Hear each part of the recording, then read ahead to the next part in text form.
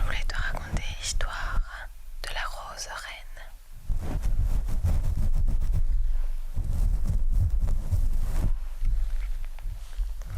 Un roi avait un fils de 14 ans, courageux et hardi, nommé Tomasito. Un jour qu'ils se promenaient ensemble dans les immenses jardins du palais, ils suivirent une belle avenue de platanes et arrivèrent devant une fontaine à demi cachée par les amandiers et les lauriers roses. Un silence extraordinaire régnait en ce lieu de fraîcheur. Les feuilles ne bruissaient pas sous le vent, nul oiseau ne chantait dans les arbres, et l'eau qui gouttait sans bruit dans le large bassin allait se perdre ensuite doucement dans les sables. Un oranger penchait au-dessus de l'eau, clair, ses branches alourdies par les fruits mûrs, et, à quelques pas plus loin, un rosier prêt à fleurir portait 3 énormes boutons roses.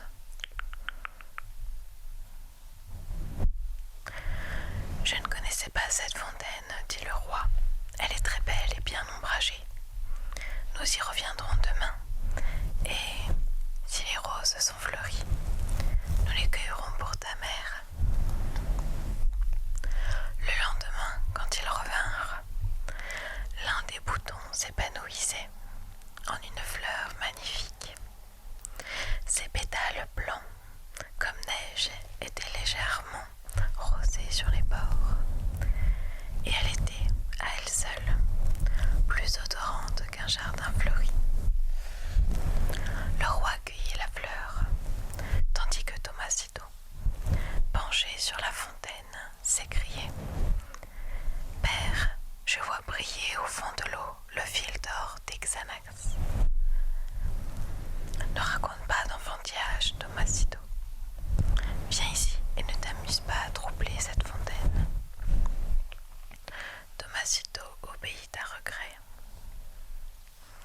Tout en marchant près de son père, il se souvenait de ce que lui racontait une vieille servante asturienne. Dans les fontaines de mon pays, mon fils, quand un fil d'or brille sur le sable, il faut saisir le fil et le dévider, car une fée y est attachée. J'aurais bien voulu savoir s'il y avait une Xana dans la fontaine, pensait Tomasito. Le roi offrit la rose à la reine, qui l'admira beaucoup et la mit dans un vase d'eau fraîche, sur une table auprès de laquelle ces demoiselles d'honneur étaient occupées à broder. Au bout d'un instant, les jeunes filles commencèrent à s'agiter. Les unes laissant là leur ouvrage, rêvaient et soupiraient. D'autres remuaient leurs petits pieds, comme si elles eussent entendu quelques endiablés sévillanas. La dague qui les surveillait fit les gros yeux, toussa, grogna, en vain. La reine, qui souriait, leur dit: « Je crois, mes filles, que vous seriez heureuses de vous promener un petit peu. Allez au jardin, vous reviendrez dans une demi-heure et vous n'en travaillerez que mieux. » Mais la vieille dague hochait la tête. « Je crois volontiers, madame la reine, dit-elle, que c'est l'odeur de cette rose qui les trouble ainsi. Je n'ai jamais respiré de parfum plus diabolique. Et moi-même, si je ne me retenais pas, je me mettrais à rire et à chanter comme ces petites filles. Je me sens rajeunie d'au moins 60 ans. Avec votre permission, je vais jeter cette fleur qui ne me dit rien qui vaille. Une rose qui sent si bon n'est certainement pas une honnête rose.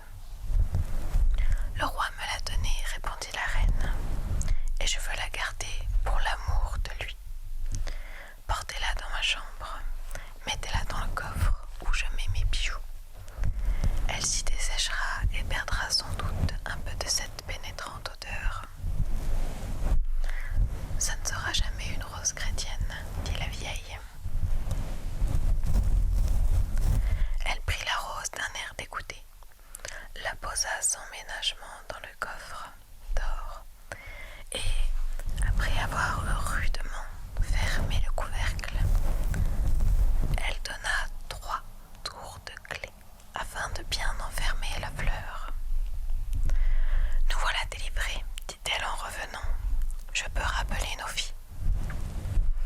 Les jeunes brodeuses se remirent au travail et de toute la soirée ne s'attirèrent plus aucune remontrance.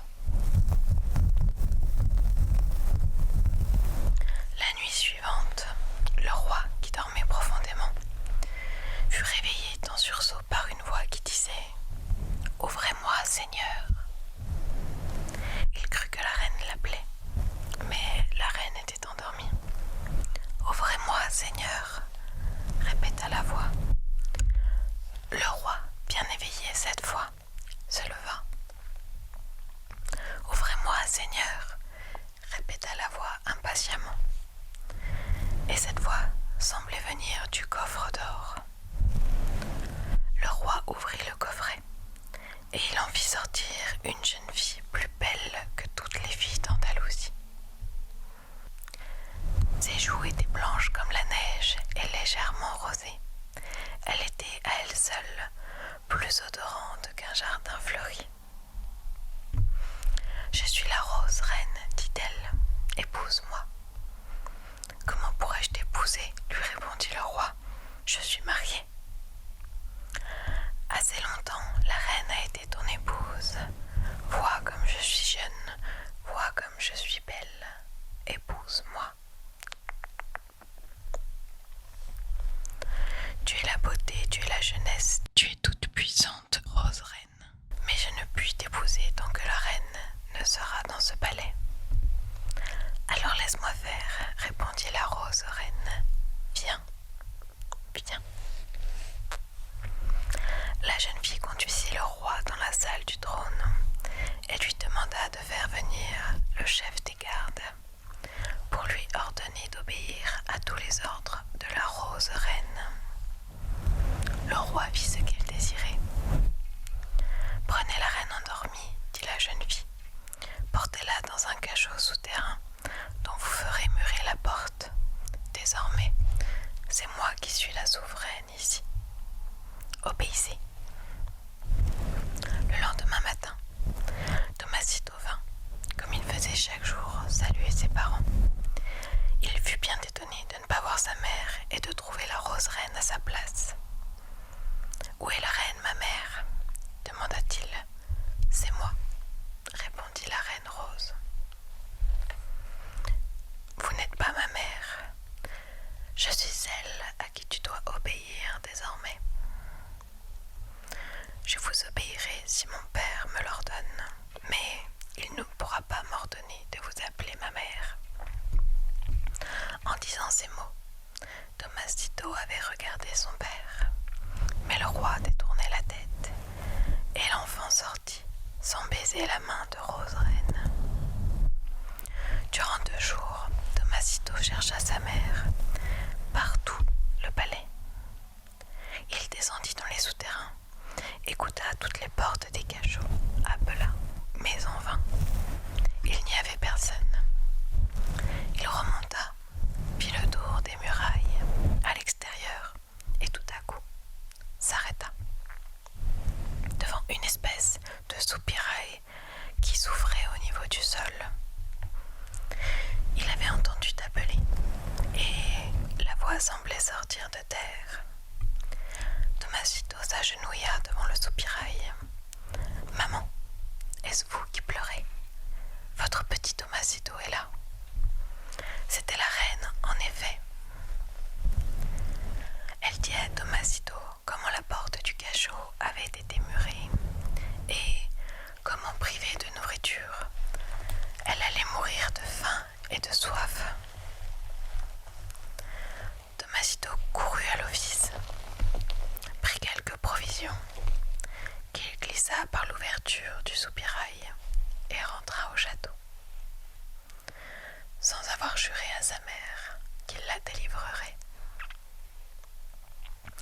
Il ne trouva pas son père, qui était parti pour plusieurs jours à la chasse, mais Rose Reine le fit appeler. « Je te défends, Tomasito, de sortir du palais jusqu'au retour de ton père. » L'enfant ne répondit rien, mais le soir, il retournait au soupirail avec des vivres. absolument que je me débarrasse de cet impertinent petit garçon, pensait Rose Reine, et elle s'en alla, seule, à la fontaine des sables.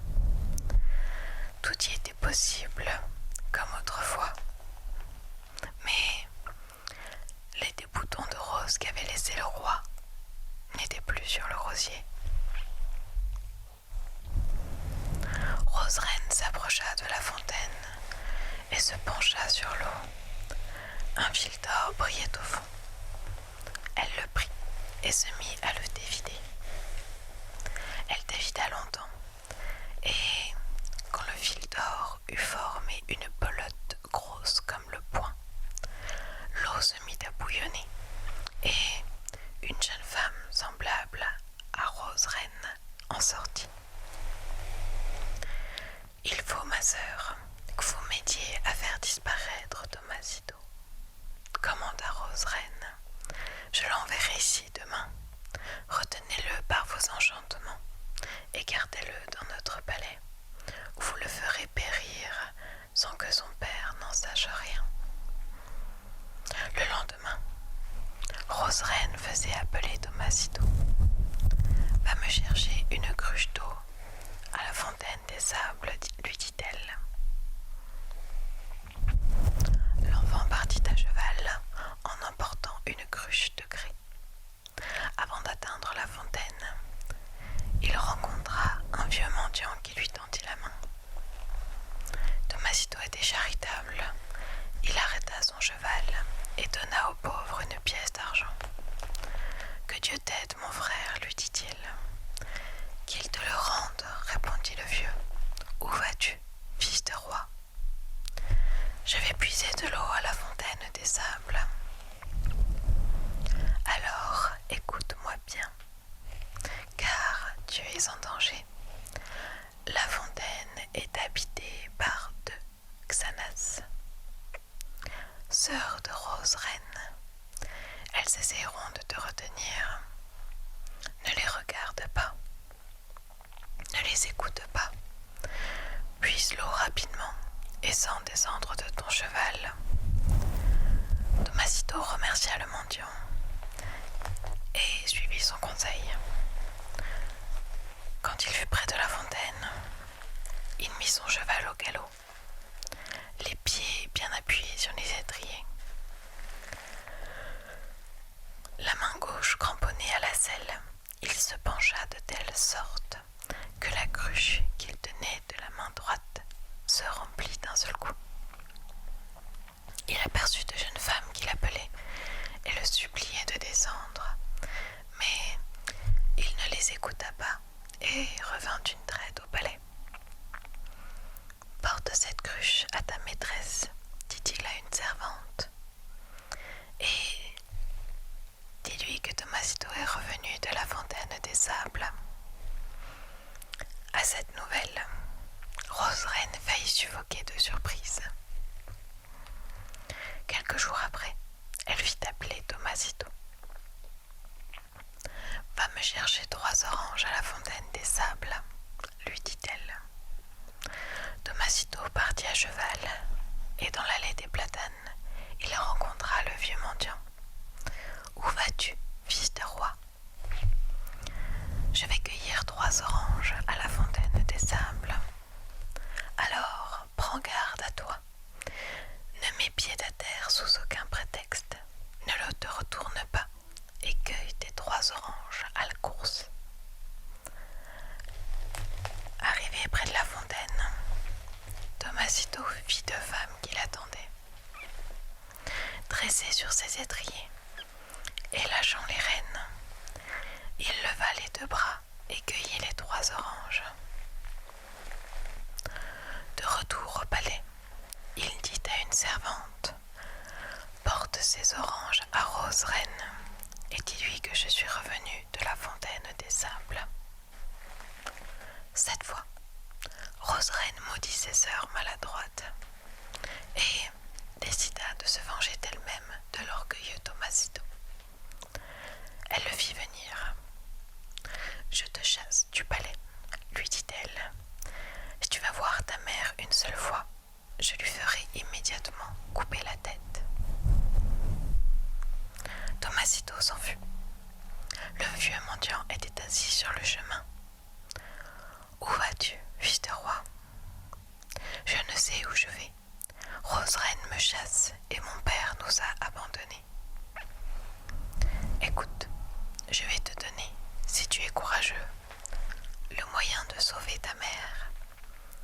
Je sais le chemin qui mène au château d'Exanas.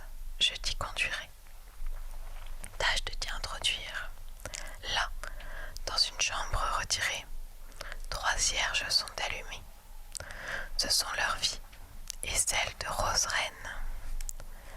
Un souffle suffirait à les éteindre, et ce souffle éteindrait du même coup les vies des 3 Xanas.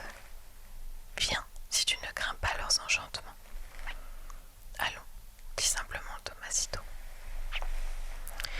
Il se défit de ses riches habits, mit une soucounie pleine de trous que lui prêta le mendiant, se noircit les mains et le visage, et se laissa conduire au palais d'Exanas, où il entra seul. Une Xanas était là, et Tomasito lui dit: Rose Reine vous attend à la fontaine des sables. Qui te l'a dit? Elle-même qui m'envoie. Qui es-tu? Je suis le chevrier du palais. Et pourquoi n'a-t-elle pas appelé comme d'habitude? Elle a dit, mais je n'ai pas compris, qu'elle n'avait pas pu atteindre le fil d'or. C'est bien. Nous allons partir, mais nous t'enfermerons ici jusqu'à notre retour. Et si tu as menti, nous te ferons périr. Tomasito resta seul dans une petite pièce qui n'avait d'ouverture qu'une porte grillagée. Il réussit pourtant à s'échapper et se mit à parcourir le palais, après avoir visité toutes les salles. Ouvert et refermé des centaines de portes, il se retrouva enfin dans un couloir obscur et se heurta, au bout de quelques pas, à une lourde porte verrouillée qu'il eut grand-peine à ouvrir. Tomasito vit alors dans une chambre sans fenêtre 3 cierges qui, placés dans 3 chandeliers d'or, brûlaient d'une flamme égale. L'un d'eux, plus beau que les autres, était orné d'une guirlande de roses. Celui-ci, sans doute, est la vie de Rose Reine, pensa Tomasito qui le mit à l'écart. Après quoi, l'enfant se haussa sur ses pieds et souffla de toutes ses forces sur les 2 autres flammes qui s'éteignirent. Emportant le cierge dont il abritait d'une main la flamme vacillante, Tomasito reprit le chemin du palais. Quand il fut arrivé, il déposa le cierge à la porte où se tenait Rose Reine, puis il entra. Rose Reine était seule. Elle était pâle et toute chancelante, comme la flamme de sa vie que le vent faisait vaciller. « Madame, lui dit l'enfant, je viens vous demander de quitter ce palais et de délivrer ma mère. Je ne partirai pas, et ta mère sera morte ce soir. Alors, Rose Reine, vous mourrez avant elle, et c'est vous qui l'aurez voulu. » Tomasito sortit de la salle et s'approcha du cierge qui brûlait toujours. Déjà, son souffle allait l'éteindre lorsque le roi apparut tout à coup. L'enfant se précipita vers lui. « Père, s'écria-t-il en l'embrassant, dites-moi qui vous aimez le mieux de ma mère ou de Rose Reine. »« C'est ta mère, mon fils, répondit le roi, bouleversé de remords. Alors, éteignez ce cierge. Le roi, sans comprendre, souffla sur la flamme que lui présentait son fils. Aussitôt, on entendait de grands cris dans le palais. Rose Reine venait de mourir. Qu'y a-t-il? Demanda le roi. Rose Reine est morte, mon père, et ma mère attend au fond du souterrain, où elle est murée, que vous alliez la délivrer. Le roi, libéré de l'enchantement où le tenait Rose Reine, fit abattre